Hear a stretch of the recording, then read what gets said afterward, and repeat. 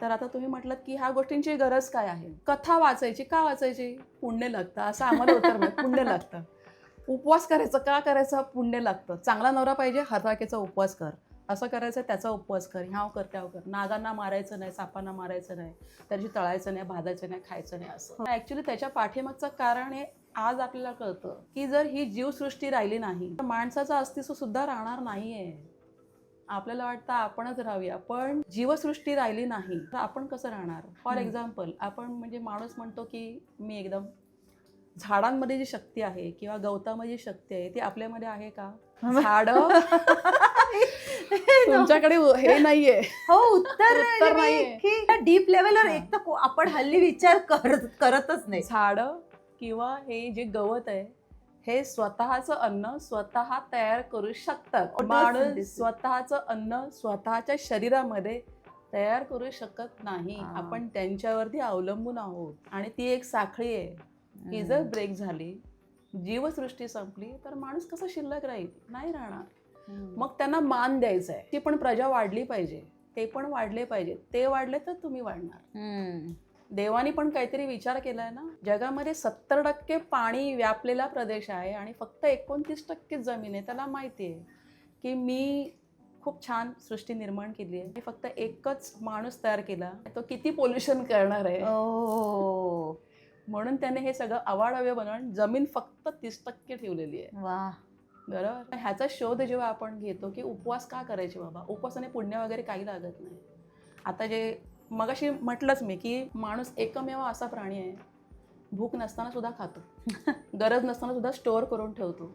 माहिती आहे ना, साड्यांनी कपाटा भरलेली असतात तरी ती बाई विचार करते पार्टीला जायचं, आता कुठली साडी नेसू, ही झाली नेसून. बरोबर. तर की उपवासामुळे तुमची शरीर शुद्धी साधली जाणार आहे आणि तुम्हाला आरोग्य प्राप्त होणार आहे, म्हणून उपवास करायचा. मंत्र उच्चारण का करायचे? तर मंत्र उच्चारण केल्यानंतर सुद्धा पुण्य लागत नाही, हे पहिले लक्षात घ्या. आपल्या शरीरामध्ये 7 चक्र आहेत. 7 चक्रांच्या 7 प्रत्येक चक्राला एक म्हणजे पाकळ्या आहेत वेगळ्या वेगळ्या, त्यांचे कलर्स आहेत आणि त्या पाकळ्यांवरती जर तुम्ही डीपली शोधला तर अक्षर आहेत. आपले स्वर आहेत अ, आ, इ, त्याच्यानंतर व्यंजन आहेत क, ख, ग, घ ते ज्ञ पर्यंत. हे सगळे तुम्हाला त्या त्या पाकळ्यांवरती मिळतील. जेव्हा आपण मंत्रांचं उच्चारण करतो, त्यांचा जो ध्वनी आहे, हमिंग साऊंड, तो त्या पाकळ्यांना उत्तेजित करतो, स्टिम्युलेट करतो. आणि तुमची ती चक्र उद्दीपित होतात आणि तुम्हाला चैतन्य प्राप्त होतं आणि तुमचं आरोग्य साधलं जातं. म्हणून मंत्र उच्चारण करायचंय. ओके. त्याच्यानंतर देवळामध्ये का जायचंय? देवळामध्ये गेल्यानंतर प्रत्येक माणूस असं म्हणतो देवा माझा वाटोळं होऊ दे, नाही, देवा माझं चांगलं होऊ दे, मला पैसा मिळू दे, मला सगळं मिळू देत. याचाच अर्थ तुम्ही एक चांगली भावना, एक पॉझिटिव्हिटी घेऊन देवळात जाताय. देवळात गेल्यानंतर त्याची डोअरबेल म्हणून घंटा वाजवता, त्या आवर्तनांचा सुद्धा तुमच्या शरीरावरती परिणाम होतोय. तुम्ही सगळ्यांना चांगले विचार घेऊन त्या एका जागेवरती गेलेला आहात. बरोबर.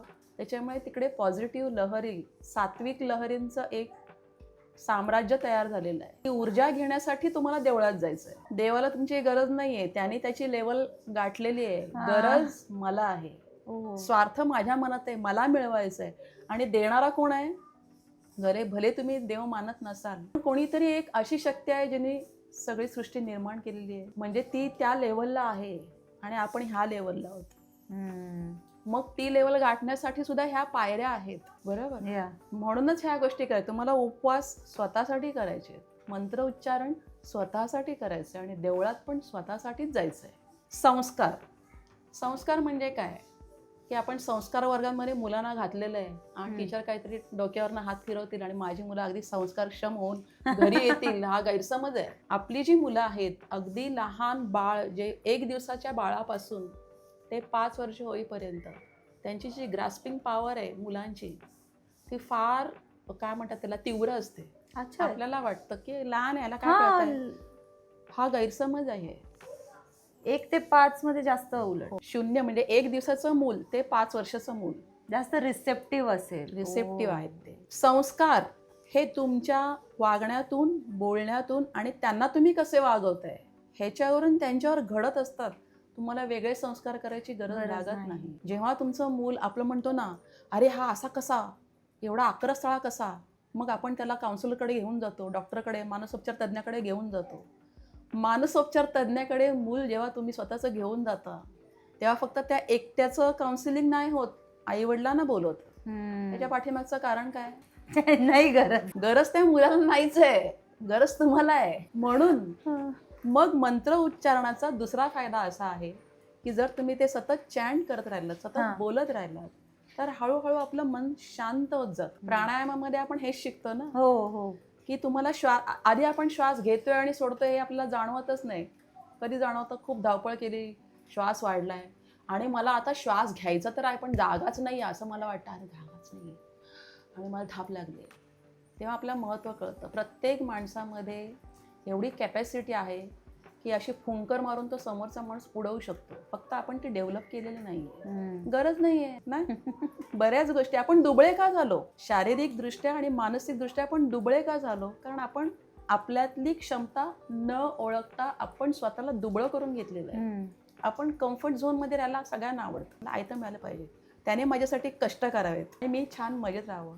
पण एक विसरतो ना, मला भूक लागल्यानंतर मला जेवायचं आहे, त्याने जेवण चालत नाही. तर आपण होतो संस्कारांकडे. मन आपलं शांत, मंत्रांच्या सतत उच्चारामुळे मनावरती परिणाम होतो आणि जे आपले भरकटलेले विचार आहेत हळूहळू ते फोकस. आपण बरेचसे विचार असे करतो ज्यांची काहीही गरज नाही आहे. आपले जे आयुष्य उद्देश आहेत की मी का जगतोय किंवा मला हे मिळवायचं आहे ते मिळवायचं आहे, त्याच्यापासून आपण भरकटत जातो. श्वास घेताना सुद्धा तो कसा घ्यायचा आहे, की श्वास घ्यायला जर मला 3 सेकंद लागत आहेत तर सोडताना मला 6 सेकंदांचा वेळ घ्यायचा आहे. बापरे. इथे इथे जेव्हा आपण लक्ष देतो तेव्हा आपले हळूहळू विचार शांत होत जातात. ओव्हर थिंकिंग हा जो आजार झालाय हा सगळ्यांना आजार हल्ली. आहे. नुसतं सांगितलं आता तुम्ही डोळे मिटून बसा मॅडम, मी 5 मिनिटाचा टायमर लावते. मॅडमने डोळे तर मिटलेत पण मॅडमचं मन 8 ठिकाणी आहे. बरोबर ना. आता मला हे करायचंय, मग पुढच्या तासामध्ये ते करायचं, ते करायचंय, माझं श्वासाकडे लक्षच नाहीये. पण हेच जर मी ठरवलं की मला 5 मिनिटं काहीही होऊ देत, मी डोळे उघडणार नाही. आणि मला जसं सांगितलंय काउंटिंग, श्वास घ्यायला 3 सेकंद, मग 5 सेकंद थांबायचं आहे, पुन्हा सोडायला 6 सेकंदांचा वेळ घ्यायचा आहे, पुन्हा 5 सेकंद थांबायचं आहे. तुम्ही जर मन तिकडे तुम्ही गुंतवलं, तुमच्या मनामध्ये अनावश्यक विचार येणारच नाही. करून बघा. एकदा तुमचं मन शांत झालं की तुमचा आरोग्यावर त्याचा चांगला परिणामच होतो. अतिविचार विकार निर्माण करतात आधी मनामध्ये आणि मग ते विकार उतरतात शरीरामध्ये. म्हणून प्राणायामाचा तुम्ही अभ्यास केला, तुम्ही तुमचं मानसिक आरोग्य खूप चांगलं राखू शकता. आणि म्हणूनच ह्या संस्कारांची गरज आहे. उपवास करा, मंत्रांचं उच्चारण करा, देवळांमध्ये जा. आणि हा देव असा कसा बाबा, ह्याला हे का आवडतं ह्याचा शोध जेव्हा तुम्ही घ्याल तेव्हा तुम्हाला तुमची औषधं सापडतील. आयुर्वेद हा त्याच्यावरतीच आहे. मॅम, हे लाईफस्टाईल आजार जी ट्रेंड चालू आहे सध्या, की डायबिटीज, PCOD, नेहमी डिप्रेशन, अँझायटी तर आता विसरूनच जा, म्हणजे ते तर आहेच. पण मुलींना स्पेशली PCOD आणि तुम्ही म्हणाला तसं लहान लहान मुलांमध्ये डायबिटीज सारखे आजार होते, थायरॉइड सारखे आजार. तर तुम्ही जी स्टाईल म्हणताय, आता मला फार आवडलं की तुम्ही असे हॉलिस्टिक या शब्दावर फार महत्त्व देत नाहीये. मी विचारलं, म्हणजे मला सांगायला आवडेल हॉलिस्टिक म्हणजे काय मला सांगा. आणि मग मी म्हटलं तुम्ही जे करता, जे आम्ही अचीव्ह करायचा प्रयत्न करतोय त्याला हॉलिस्टिक तो प्रकार वापरून ह्या लाईफस्टाईल डिझिजेसवर काय, म्हणजे याबद्दल तुम्ही काय सांगाल, काय करू शकतो आपण? या क्षेत्रामध्ये मी जवळजवळ 25 वर्ष आहे आणि खूप माणसं बघितली, खूप वल्ली बघितल्या, खूप व्यक्ती बघितल्या आणि थोड्याफार फरकाने सगळीकडे 25 वर्षापासून मी हा योगा शिकवणं किंवा मसाज, मेकअप, हेअरस्टाईल ह्या त्या जेवढ्या पण गोष्टी केल्या आहेत, मी अनेक व्यक्ती बघितल्यात, अनेक वल्ली बघितल्यात आणि मला असं जाणवलं की थोड्याफार फरकाने सगळीकडे ह्या गोष्टी आहेत. PCOD, त्याच्यानंतर XYZ दगडमाती जे काय असेल ते. तर हे का आहे? सोयी वाढल्या, सवलती वाढल्या आणि पूर्वी जसं धाक होता, म्हणजे आदर, मोठ्यांचा आदर करणं हे कंपल्सरी होतं. हे का कंपल्सरी आहे बाबा, काय गरज आहे? जसं म्हणजे आता नाही काय तो म्हातारा येतो आणि पकवतो. आत्ताच म्हणजे शाळेत जाणारी मुलं सुद्धा म्हणतात किंवा प्रोफेसरांना नावं ठेवणं सर्रास असतं. पूर्वी तरी असं गपचूप कमेंट्स केलं जायच्या, आता तोंडावरती असतात, काय तो येतो आणि पकवतो, कंटाळा येतो बाबा. यावेळेस ह्या मुलांना घरी हे सांगणारं कोणी नाहीये की बाबा तू आता तरुण आहेस, पुढे गेल्यानंतर तुझी पण तीच अवस्था होणार आहे की तू पण म्हातारा होणार आहेस आणि तुला कोणाच्या तरी आधाराची गरज लागणार आहे. आणि जर तू आता पैशाच्या ऐवजी माणसं कमवली नाहीस, माणसंच जर तुझ्या बाजूला नसतील, तुला आधार देणार कोण? मग हे कंपल्सरीच आहे की तुला मोठ्यांचा आधार करायचाच आहे. कारण हे तू पेरतोयस, चांगल्या गोष्टी पेरतोयस, त्या उगवणार आहेत पुढे. आयुष्याच्या संध्याकाळी तुला ह्या गोष्टींची गरज वाटणार आहे. म्हणून तुला मोठ्यांचा आदर हा करायचाच आहे. न्यूक्लिअर फॅमिलीज आहेत. हो. पूर्वी असं व्हायचं की आई आणि बापाने असं मस्त फटकवायचं असतं पोरांना, असं छान 10-15 दिवसाचा हिशोब एकदम काढून. म्हणजे आमच्या वेळेस होतं तसं. झाडू किंवा पाईप जे काय हाताला लागेल ते फटकायचं मस्तपैकी.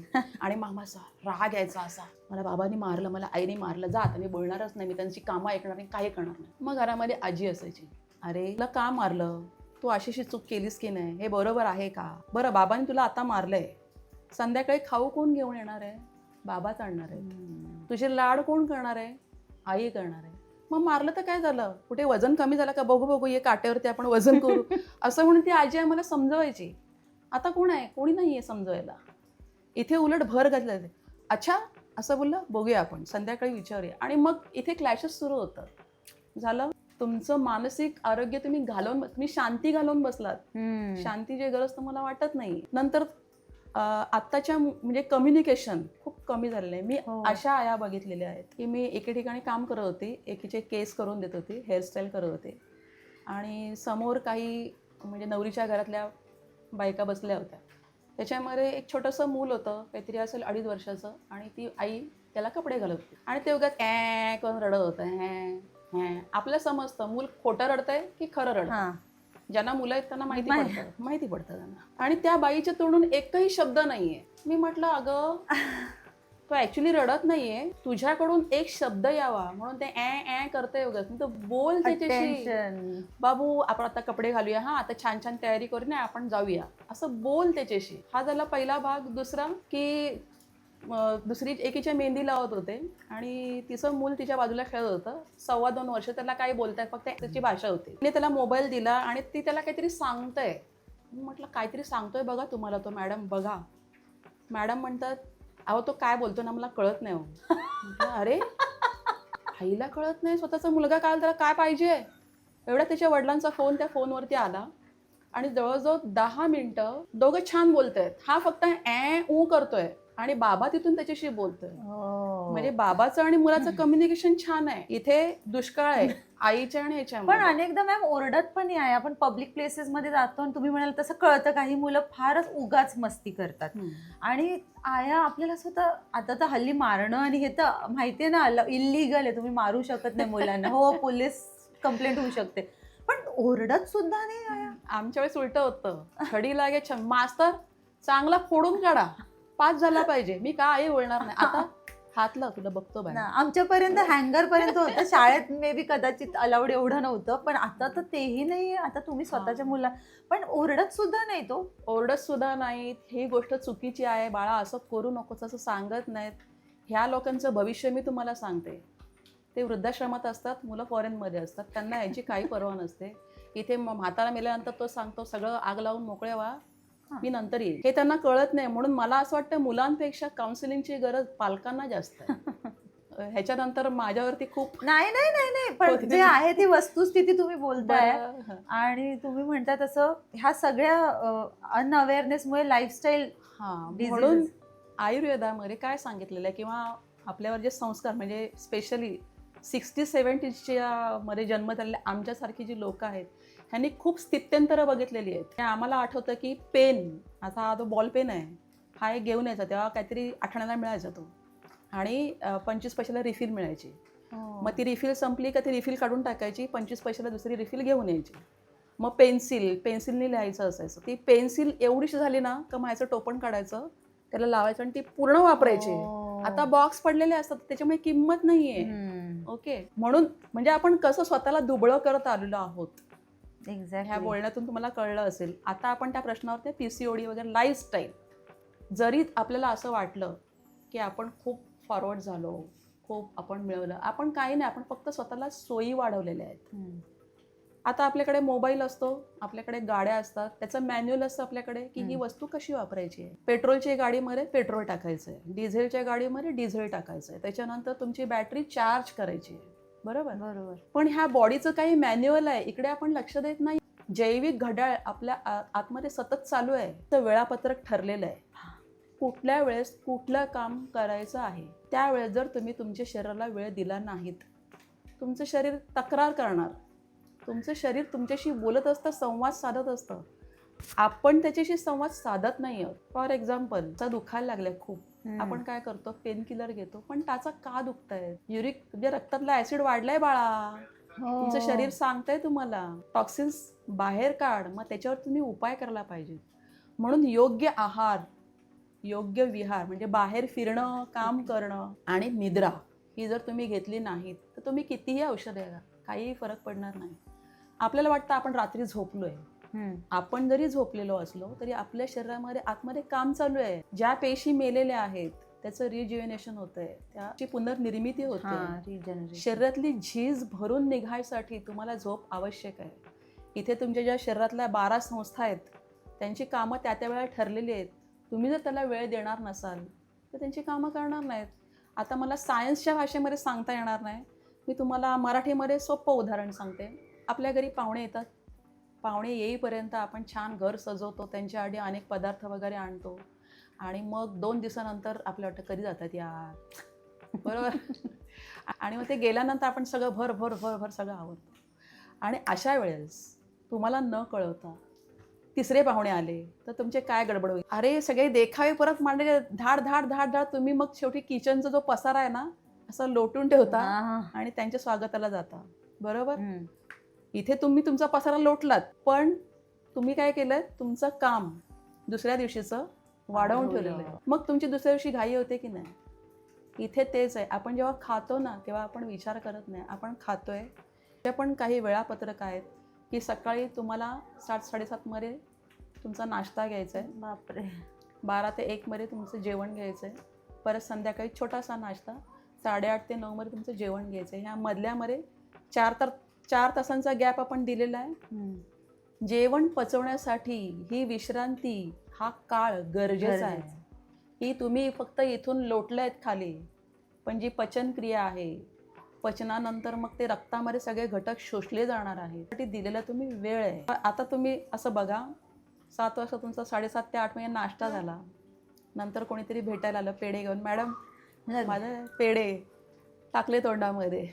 इथे धावपळ झाली ना, दुसरे पाहुणे आले. मग हे अर्धवट पचलेलं अन्न जे आहे त्याचं आमामध्ये म्हणजे चरबीमध्ये रूपांतर होतं आणि मग ही घेना बँक आहे, मग ती वाढते. बरोबर. आणि देना आणि घेना चालू आहे. आणि त्याचं रूपांतर मुलींसाठी PCOD आणि याच्यात होतं, मुलांसाठी कदाचित म्हणजे ओबेसिटी वाढते. वाढत असेल. त्याच्यानंतर आपण आणि हे सगळे डिस्टर्बन्सेस असे तयार होतात. म्हणून योग्य आहार, विहार आणि निद्रा यांना फार महत्त्व आहे. तुम्ही पाहिजे तर आणखीन विस्तारित ह्या गोष्टींचा जर तुम्ही व्यवस्थित हे केलं, खरंच नुसते एवढ्या जरी गोष्टी पाळल्या ना, हे सगळे आजार तुम्हाला कधीही भेटायला येत नाहीत. पण आता आपण बघतो, रात्री तुम्ही ह्यांना शेवटचं कधी बघितलं 3 वाजता, बरोबर, किंवा 4 वाजता है ना. मोबाईलवरती ऑनलाईन कधी होता, ही व्यक्ती ऑनलाईन कधी आहे, इतक्या वाजता. बाबा तू झोपलास 3 वाजता, तू उठणार 10 वाजता, कारण तुम्हाला 8 तासाची झोप पाहिजे. आणि शरीराची गरज काय, तुम्हाला 7च्या आत उठायचं आहे, कारण त्याची कामं ठरलेली आहे. बरोबर. इथे तुम्ही टॉक्सिन तयार करता, पित्त वाढवता शरीरातलं पित्त वाढल्यानंतर हळूहळू मग डोळ्यावरती सोडा वॉटर येतो, माहिती आहे ना, ब्लर दिसतं, नंबर वाढतो. बरोबर. वात वाढला. वात काय काम करणार आहे, जिथे जिथे तो थांबलाय तिथे ते दुखणार आहे. तो रिलीज करण्यासाठी तुम्ही औषधं घेताय, माहितीये ना, इनोचा सोडा. पोट साईडला इनो घ्या, तो इनो अजून वाढवतोय, तुमचा गॅस वाढवतोय अजून. बापरे. तुमच्या साध्या स्वयंपाकघरामध्ये इतक्या गोष्टी आहेत की तुमचं पित्त, वात, कफ ह्या सगळ्यापासून तुम्हाला आराम मिळू शकतो. गरज आहे तुम्ही हे वाचा, बघा, अनुभवा आणि मग ठरवा, अवेअर राहा की ही लाईफस्टाईल खरंच गरजेची आहे का. हे करून बघितल्याशिवाय नाही कळणार. So Kirti ma'am, thank you so much. Actually मला असं वाटतं पूर्ण दिवस ऐकावं, मला असं वाटतं वेळ इतका कमी आहे, हार्डली आपण 3 मुद्दे त्यांच्यावर बोललोय, पण त्यावरही तुम्ही भरपूर काही सांगितलं, पण तरी माझं मन भरलेलं नाहीये. आणखीन हवंय, आणखीन हवंय, तुम्ही म्हणालात तसं. तुमचं हे जे नॉलेज आहे, म्हणजे फक्त अशा कुठल्या पिढीशी निगडीत पण नाही. मला ती गोष्ट फार आवडली आणि तुम्ही ज्या गमतीने समजवल्यात गोष्टी, आणखीन तुमच्याशी बोलायला आवडेल. ते आपण नेक्स्ट एपिसोडमध्ये प्रयत्न करूयातच. आणि तोपर्यंत आमच्याकडून, तेजक्राफ्टकडून एक छोटीशी भेट आहे, असं काही म्हणजे एक थँक्यू भेट म्हणून तुमच्यासाठी. आणि पुन्हा भेटूयातच. आणि थँक्यू सो मच.